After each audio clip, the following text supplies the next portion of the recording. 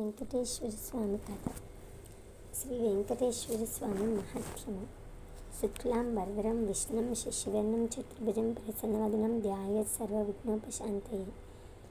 ధ్యాయేత్ శ్రీ వెంకటేశం కలిమలహరణం కాంచనారాధిత్రాగ్రిం శేషాద్రౌ నిత్యవాసం సహచారి రమాయో భూమి వైకుంఠనాథం సుబ్రహ్మణ్యం సురేశం సకలముని గణధ్యేయ సన్మంత్ర మూర్తిం సర్వోష్టార్థ ప్రధాన ప్రతిదాయాసం విష్ణు మర్చాతవతారం. శౌనకాది మునులతో మహాసుతుడిలా చెప్పసాగినాడు. అది సత్యలోకం. బ్రహ్మదేవుడు సరస్వతికి సృష్టి విశేషాలను వివరిస్తున్నాడు. అక్కడికి ఆయన మానవపుత్రుడు నారదుడు వచ్చి వారికి నమస్కరించాడు. బ్రహ్మ దీవించినాడు. నారదుడు, తండ్రి, వచ్చేది కలియుగం కదా, దేవతలు భూలోకంలో అడుగు పెట్టడానికి భయపడతారు. మరి ప్రజలు శ్రీమన్నారాయణుని పూజించుకునే అవకాశం ఏది అని ప్రశ్నించాడు. బ్రహ్మదేవుడు, నాయనా, నీ ప్రశ్న లోకశ్రేయస్సును కోరేదిగా ఉంది.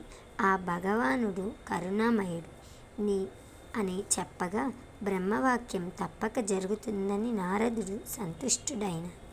కలియుగం మొదలైంది. కలిదోషం నివారణ కోసం మహర్షులందరూ నైమిషారణ్యంలో ఒక సత్రయాగం చేయాలని సంకల్పించారు. అయితే ఆ యజ్ఞఫలాన్ని ఎవరికి ధారపోస్తే ప్రయోజనం కలుగుతుందని చర్చించారు. వారిలో భృగు మహర్షి లేచి, యజ్ఞఫలానికి త్రిమూర్తులైన బ్రహ్మ, విష్ణు, శంకరులలో ఎవరు తగినవారో నేను పరీక్షించి తెలుసుకొని వస్తానన్నాడు. ఆయన మహత్ఫలశాలి. తన తపం ప్రభావముతో కుడికాలిలో ఒక కన్నును కూడా పొందగలిగాడు. మునులంతా భృగు మహర్షిని పంపడానికి ఆమోదించారు. ఆయన ముందుగా వెళ్ళి బ్రహ్మగారి ముందు ఉన్న ఆసనం మీద కూర్చున్నారు. తమకు నమస్కరించలేదని బ్రహ్మకు భృగు మీద కోపం వచ్చి మర్యాదలు చెయ్యలేదు. దానితో భృగు మహర్షికి కోపం వచ్చి మహాతపస్మాలినై బ్రహ్మర్షినై నీ అంతవాడినైన నన్ను అతిథిగా మన్నించలేకపోయావు. సృష్టికర్తనని అహంకరిస్తున్నావు. నీకు భూలోకంలో ఎక్కడా పూజ పురస్కారాలు లేకుండా పోవునుగాక అని శపించారు. తరువాత కైలాసానికి వెళ్ళాడు. అక్కడ పరమేశ్వరుడు పార్వతితో ఆనందనాట్యం చేస్తూ భృగు రాకను గమనించలేదు. దానితో భృగు మహర్షి కోపవిష్ణుడై, మహేశ్వర, నీవు నాట్య విలాసాలలో మునిగి మహాతపశాలిని అతిథిని అయిన నన్ను నిర్లక్ష్యం చేశావు కనుక భూలోకంలో నీకు లింగరూపంలోనే గాని నిజరూపంలో ఆరాధన జరగకుండునుగాక అని శపించినాడు. ఆ తరువాత విష్ణులోకానికి వచ్చాడు. మాధవుడు పానుపు మీద పరుండి తనకు పాదసేవ చేస్తున్న లక్ష్మీదేవితో సరసాల్లాపాలు ఆడుతున్నాడు. మునిరాకను గమనించలేదు. భృగువు వెళ్ళి అతిథిగా వచ్చిన నన్ను అవమానిస్తావా అంటూ విష్ణుమూర్తి గుండెల మీద తన్నినాడు. ఒక్కసారిగా లోకాలన్నీ కంపించాయి. సముద్రాలు కలిగిపోయాయి. భూమి దద్దరిల్లింది. అయినా శ్రీ మహావిష్ణువు రవ్వంత కూడా ఆగ్రహించక పరమశాంత స్వభావంతో లేచి మునికి నమస్కరించి, మునీంద్ర, మీ రాక చేత వైకుంఠమే పావనమైనది.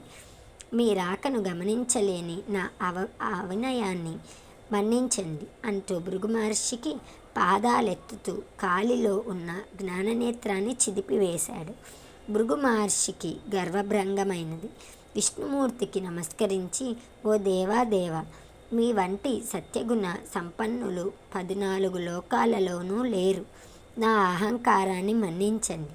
మరే లోక సంరక్షణకు తగినవారు కాబట్టి ఆ భూలోకంలో కలిప్రభావాన్ని నశింపజేసి ధర్మ సంరక్షణ చేసి ప్రజల కష్టాలను తీర్చడానికి తప్పకుండా అవతరించాలి అని ప్రార్థించి తిరిగి భూలోకానికి వచ్చి మునులతో త్రిమూర్తులలోనూ పరమా సాత్వికుడు శ్రీమన్నారాయణుడి, అతడే యజ్ఞఫలానికి అర్హుడు అని నిష్కర్షగా చెప్పినాడు. మునులందరూ సత్రయాగం చేసి ఆ ఫలాన్ని యజ్ఞపురుషుడైన గోవిందునికే ధారపోసినారు. అక్కడ వైకుంఠంలో లక్ష్మీదేవికి కోపం వచ్చింది. శ్రీహరి వక్షస్థలమే తన నివాసం. ఆ వక్షస్థలాన్ని ఒక మునికాలితో తన్నినాడు. అందుకు శ్రీహరి కోపించక ఆయనకు మర్యాదలు చేసినారు. భర్తయే తనను గౌరవించలేరు. అందుకే లక్ష్మికి కోపం వచ్చి భూలోకానికి ప్రయాణమైనది. లక్ష్మి లేని ఇల్లు కళావిహానమైనది. ఆమెను వెతికి తెచ్చుకోవడానికి భూలోకానికి ప్రయాణమైనాడు శేషవుడు. ఇంతో భూదేవి వచ్చి, దేవా, కలియుగంలో అధర్మం పెరిగింది, శాపభారం మోయలేకపోతున్నాను, నువ్వు భూలోకంలో అవతరించి నన్ను కాపాడు అని కోరు. వెంటనే శ్రీ మహావిష్ణువు శ్రీనివాసుడనే పేరుతో భూలోకానికి అవతరించి దిగివచ్చి లక్ష్మి కోసం వెతకడం ప్రారంభించాడు. శేషాద్రి కొండలలో ఒక పుట్టను నివాసంగా చేసుకున్న శేషాద్రి పర్వత ప్రాంతాలను పరిపాలిస్తున్న చోళ మహారాజు ఆకాశరాజు అతడు సంతానం లేక పుత్ర కామేష్టి చెయ్యబోతూ భూమిని దున్నుతుండగా నాగలికి ఒక బంగారు పెట్టె తగిలింది. తెరచి చూడగా మహాలక్ష్మి కలతో ఒక బాలిక కనిపించింది. ఆమెయే భూలోకానికి వచ్చిన శ్రీ మహాలక్ష్మి. ఆకాశరాజు సంతోషపడి ఆ పిల్లకు పద్మావతి అని పేరు పెట్టుకొని అల్లారు ముద్దుగా పెంచాడు. యుక్త వయసు వచ్చిన పద్మావతి ఒకసారి లక్ష్మిని వెతుకుతున్న శ్రీనివాసుని చూచి మోహించింది. తల్లిదండ్రులకు చెప్పింది. ఆకాశరాజు వచ్చి చూచి శ్రీనివాసుని తేజో విశేషాలకు ఆశ్చర్యపడి అతడే శ్రీ మహావిష్ణువని భావించి పద్మావతినిచ్చి వివాహం చేశాడు. ఆకాశరాజు తరువాత తొండమానుడు రాజైనాడు. శ్రీనివాసుడు వెంకటేశ్వరుడను నామంతో శేషాద్రి శిఖరాల మీద కలియుగంతం వరకు నివాసించాలని నిశ్చయించుకొని సాలగ్రామ నిలారూపుడై పద్మావతి భూదేవులతో నివసించసాగినాడు. తొండమానుడు శ్రీ వెంకటేశ్వరునికి ఆలయం నిర్మించాడు. అప్పటి నుంచి తనను సేవించే భక్తులను కల్పవృక్షంలాంటి వాడై శ్రీనివాసుడు భక్తులను సంరక్షిస్తూ ఉన్నాడు. బ్రహ్మదేవుని వాక్యం ఇలా ఫలించింది.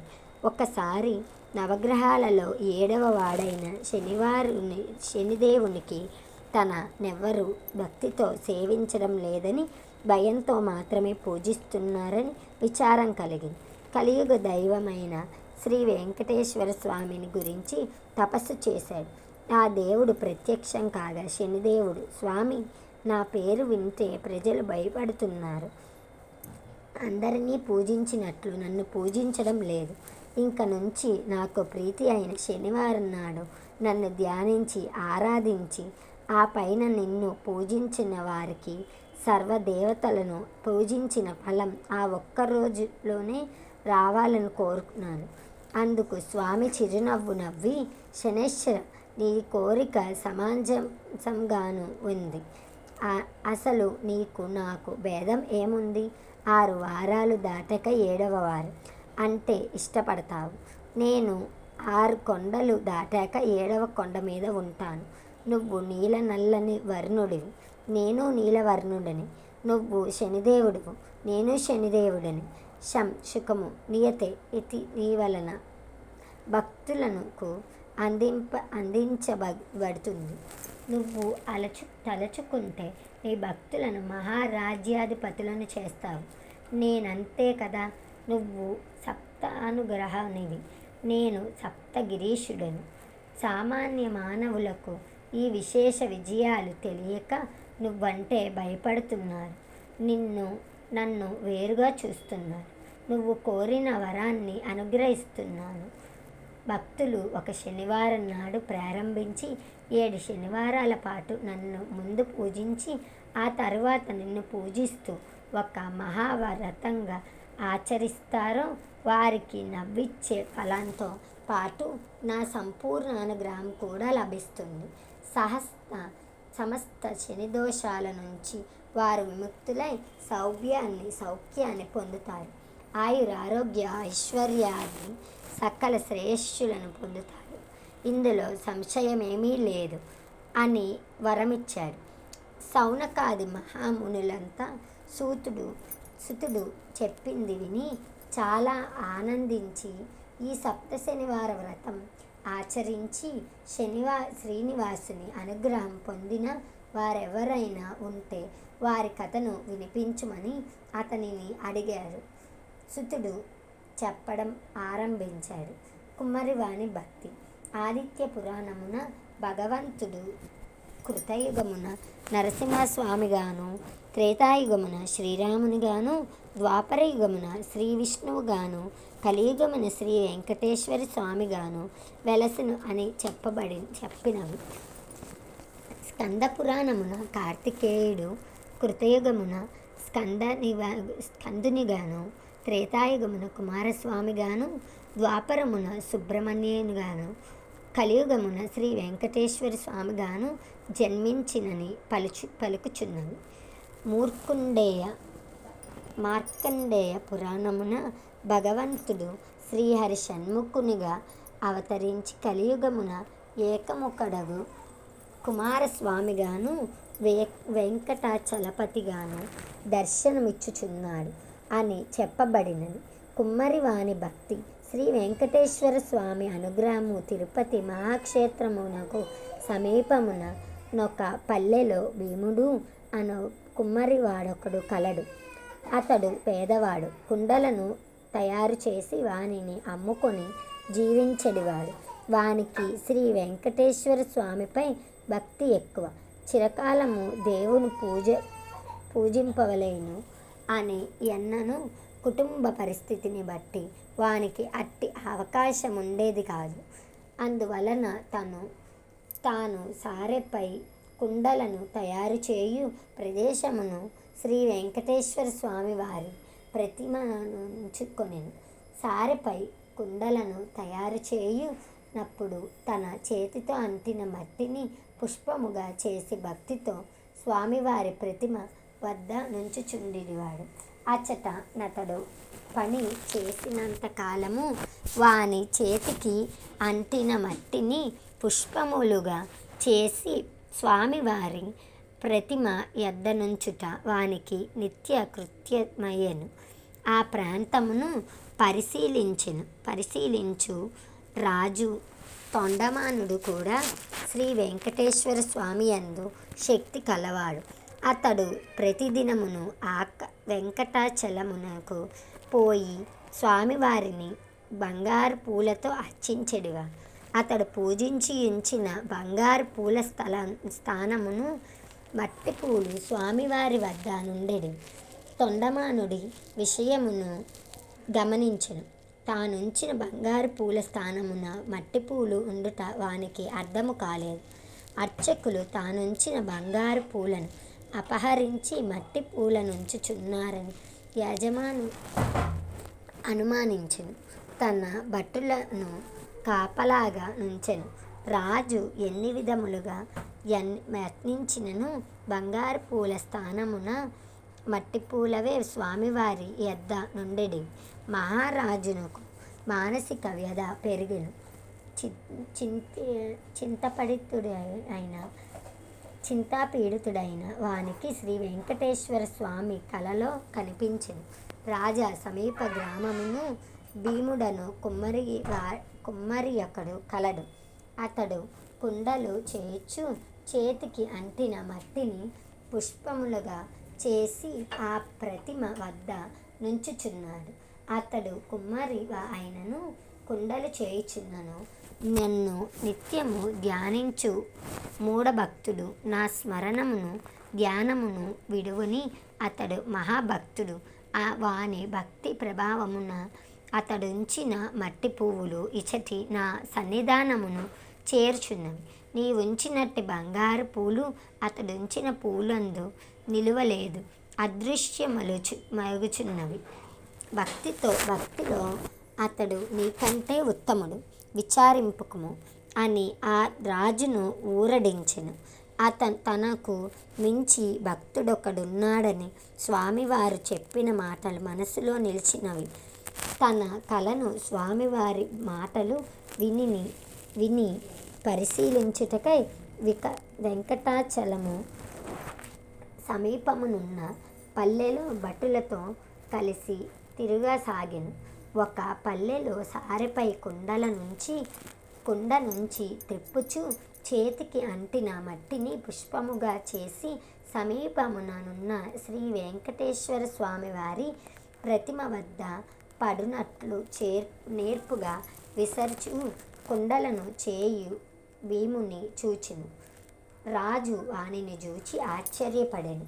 రాజు భీముని సమీపించి, ఓయి, నీవు స్వామిని మట్టి పూలతో పూజించుట ఎలా? నీకు పూజకు పుష్పములు దొరుకుటలేదా? నీవు సారెను త్రిప్పుచూ వచ్చిన మట్టిని పుష్పముగా చేసి స్వామివారి వద్ద పడునట్లు విసురుటయు విచిత్రముగానున్నది. నీ ఉద్దేశమును వివరింపుమని అడిగెను. భీముడు రాజునకు నమస్కరించి, మీ వంటి వారు వచ్చుటచే నా ఇల్లు పావనమైనది. నేను చదువురాని మూర్ఖుడను, స్వామివారిని పూజించుట ఎట్లో తెలియనివాడను, పూజా విధానము నెరుగనివాడను. నేను దరిద్రుడను, కుండలను చేయునదే నా కుటుంబమునకు గడువదు.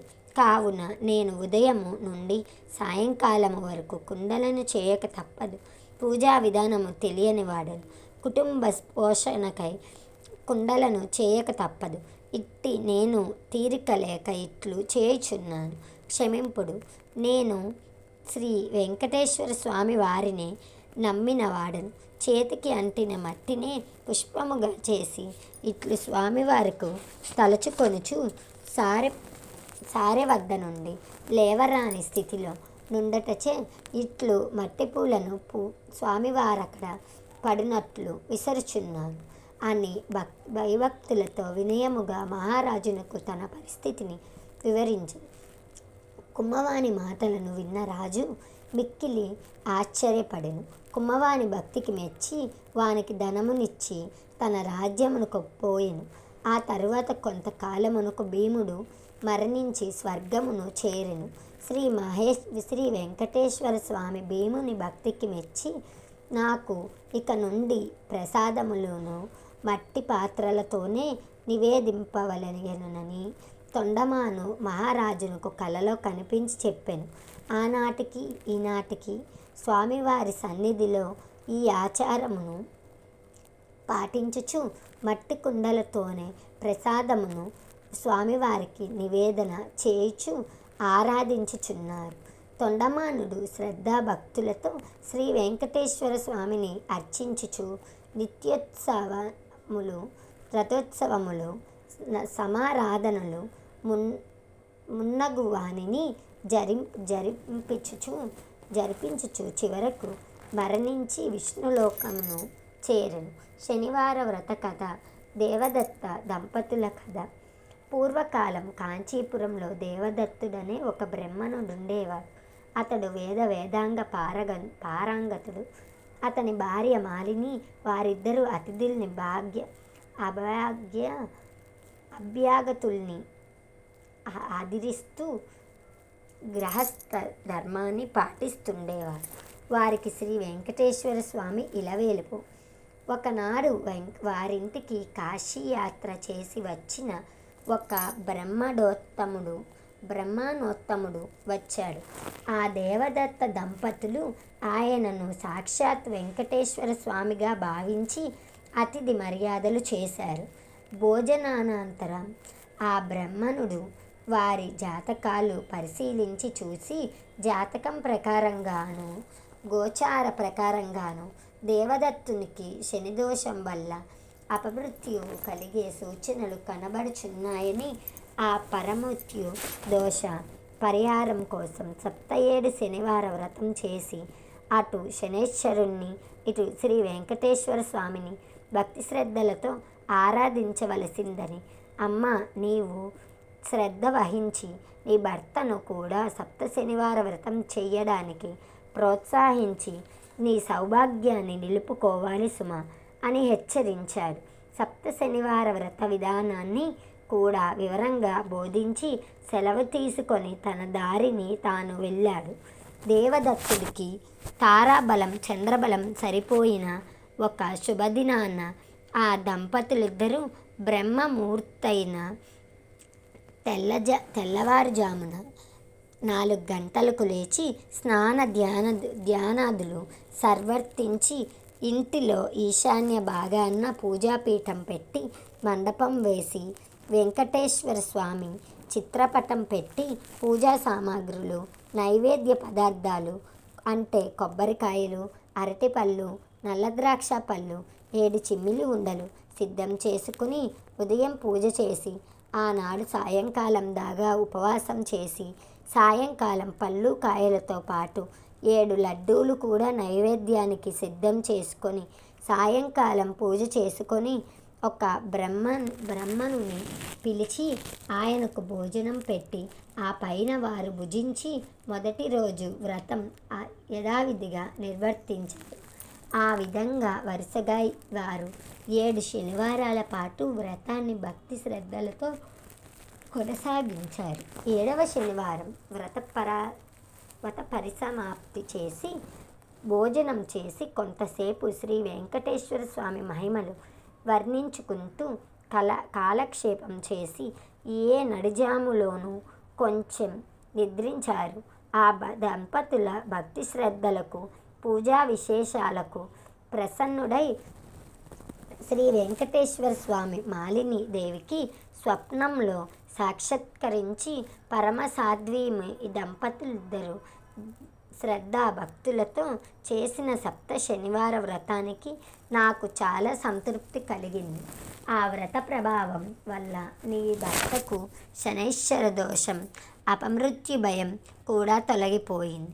అతనికి రాబోయే జన్మలోని ఆయుర్దాయాన్ని ఈ జన్మలోనికి తీసుకువచ్చి ఇతని పూర్ణాయుర్దాయం కలవాన్ని చేసెను. మీరిద్దరూ సుఖశాంతులతో ఆనందంగా 100 సంవత్సరాలు జీవించి ధర్మార్థ మోక్షాలనే 4 పురుషార్థాలు సాధించుకుంటూ మీ మానవ జన్మను సార్థకం చేసుకోండి అని దీవించి అదృశ్యుడైనాడు. వెంటనే ఆమె లేచి భర్తను లేపి తన స్వప్న వృత్తాంతాన్ని వినిపించింది. ఆయన కూడా సంతోషించి భార్యను అభినందించాడు. ఒక శుభముహూర్తాన ఆ దంపతులిద్దరూ శ్రీ వెంకటేశ్వర స్వామి దర్శనార్థయై తిరుపతి కొండకు మొక్కులు తీర్చుకొని ఆ స్వామిని మనసారా స్తుతించి ప్రసాదం స్వీకరించి తిరిగి వచ్చారు. ఇంటికి వచ్చాక బ్రహ్మణులను పిలిచి అన్న సంతర్పణ చేసి బ్రహ్మానాశీర్వాదములు పొందారు. జీవితాంతం వరకు యథాశక్తిగా శ్రీ వెంకటేశ్వర స్వామి సేవ చేస్తూ చివరికి శ్రీ స్వామి సాన్నిధ్యాన్ని పొందారు. కలవు శ్రీ వెంకటనాయకం అని పెద్ద సూక్తి. కలియుగంలో శ్రీ వెంకటేశ్వర స్వామిని మించిన ఆరాధ్య దైవం లేడు.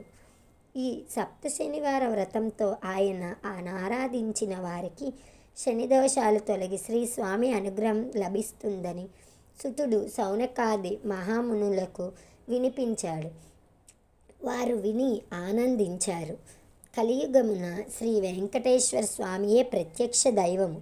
భక్తి శ్రద్ధలతో శ్రీ స్వామివారిని అర్చించిన వారికి ఇహపరలోకముల యందు భోగభాగ్యములు కలుగును. శ్రీ స్వామివారికి మిక్కిలి ఇష్టమైన ఈ శనివార వ్రతమును చేసిన వారికి ఉన్న కష్టములు తీరును, గ్రహ బాధలు పోవును, సంపదలు భోగములు కలుగును. వారి కుటుంబమునకు సర్వశుభములు కలుగును. శనివార వ్రతము నాచరించిన వారు అసాధ్యమే లేదు. ఈ కలియుగమున శనివార వ్రతము మానవులకు కల్పవృక్షము వంటిది. శనివార వ్రతమును చేసి స్వామివారిని అర్చించి స్తుతించి ఈ కథను చదువుకొనిన వారు ధన్యులు. శ్రీ వెంకటేశ్వర స్వామి సర్వదేవత స్వరూపుడు. ఆయనకు అర్చించినచో అందరూ దేవతలను అర్చించినట్లే అగును. ఆయన సంతోషించినచో దేవతలందరూ సంతోషించినట్లే. పూజలో వస్తు సామాగ్రి, మన సంపద, ఆడంబరము వీనికన్నను మనలోని భక్తి శ్రద్ధలే ముఖ్యములు. కావున మనము అందరమును యథాశక్తిగా శనివార వ్రతమును ఆచరించి శ్రీ వెంకటేశ్వర స్వామి అనుగ్రహమునందుట మన కర్తవ్యము, బాధ్యత. ఓం నమో భగవతే నమః. ఓం నమో భగవతే వెంకటేశ్వర స్వామియే నమః.